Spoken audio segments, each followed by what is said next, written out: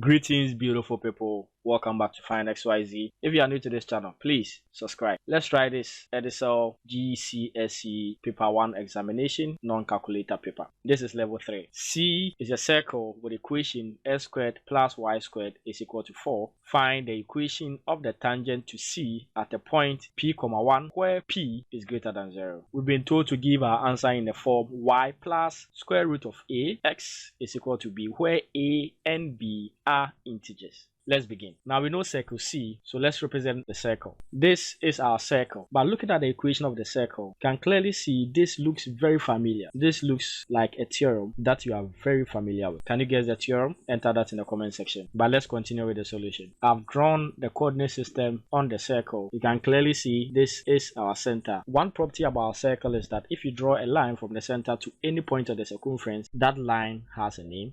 And what is the name of that line? That line is called a radius. So this is the radius of the circle. Now because this is where we are beginning it from, our center is 0, 0. But we can draw a line, touch the x-axis, and then this will be our x, and this will be our y, and this is our radius r. Now from Pythagoras theorem, we know that when we square the legs and add it, it will give us the square of the hypotenuse side. So we can say s squared plus y squared is equal to r squared. Now compare this with the equation of the circle, which is very similar to the Pythagoras theorem. So since 4 is a perfect square, we can write this as s squared plus y squared is equal to 2 squared. So comparing, we can say the length of the radius is 2, because this is s squared plus y squared is equal to 2 squared, and r is equal to 2. So it means that the radius of this circle C is 2. There is also another information about a tangent at a point p, 1. But what is a tangent? A tangent is a straight line that touches a curve or a circle at exactly one point without cutting through it. So if I draw a line that touches the circle at just one point without passing through the circle, this line is referred to as a tangent, and it is touching the circle at exactly one point. So let's label this point A. And what is the point? The point is p, 1. We are told s coordinate, which is p, must be a positive number because p is greater than 0. So this must be positive. Let's go ahead to find the equation of the tangent. Because the tangent is a line, we need to find equation of a line.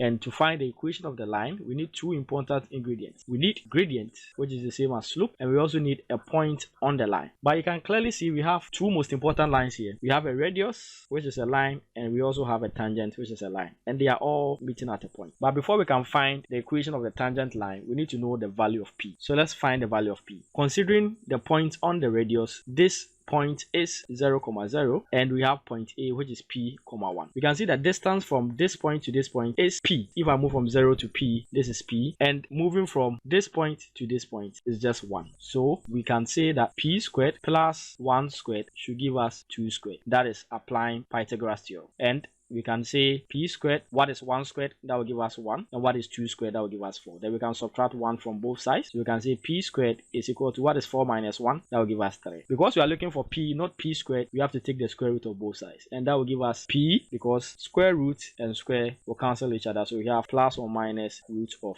3. However, we were told p must be positive. So we ignore the negative value and say p is equal to positive root 3. So it means that moving from this point to this point is equal to root 3. Now the tangent line is always perpendicular, that is at a right angle to the radius at the point of contact. So this is the point of contact. It means that the angle here is a right angle. But we know that when two lines are perpendicular to each other, the product of their gradient is equal to -1. So we can say m1, m2, if we multiply them, should give us -1. So if we divide this by m2, we divide this by m2, it means that m1 is equal to -1 over m2. It means that 1 is the negative reciprocal of the other. So for instance, if I flip this either clockwise or counterclockwise, it will change the sign, because rotation will change the sign. This is positive x, this is also positive y. But if I flip it counterclockwise, this will be negative and this will be positive. So it means that the coordinates will flip and the signs will change. So what we can do is that we can find the gradient of the radius, and we'll find the negative reciprocal, that will be the gradient of the tangent line. So let's do that. We can say that gradient, which is mostly represented with m, is equal to rise rise over run, how steep the line is. How is the radius rising? That is just 1 over the run. How many units across? That is root 3. However, we are not interested in the gradient of this line. We are only interested in the gradient of the tangent line. So the gradient of the tangent line, what we have to do is the negative reciprocal of this. So if we flip this, it will be root 3 over 1, and then we'll negate it. So negative root 3 over 1 is the same as negative root 3. This represents the gradient of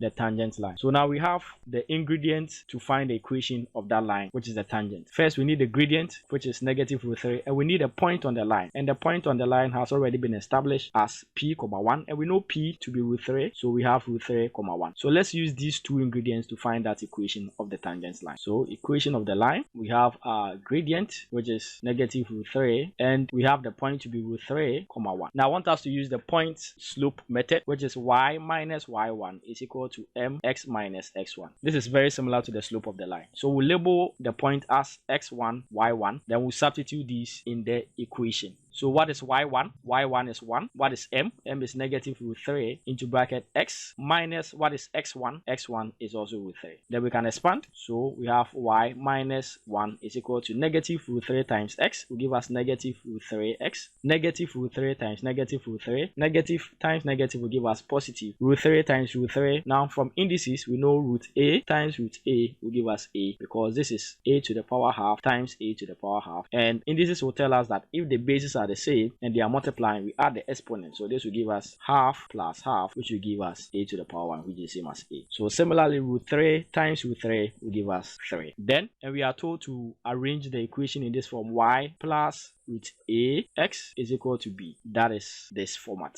where a and b are integers. So let's follow this structure. So what I want to do is that I want to bring this here and move this here. Now what happens? This is negative 1, so if it changes its position, the sign will also change. So this will give us y. So negative root 3x changes its position, so it becomes positive root 3x is equal to, this is negative 1, it changes its position to this side, which is the right hand side, it becomes positive. So 3 plus 1, that will give us 4. So by comparing, let me write it here: y plus root a x is equal to b. You can say a, which is the radicand, is 3 and b is 4. These two numbers are all integers, so we have been able to establish that this becomes the equation of the tangent, and then it will meet the circle at a point root 3, 1. Now I want us to plot these two equations and let's see whether they are going to meet at a point. This is a tangent, so they should meet at exactly a single point. So let's go and do that.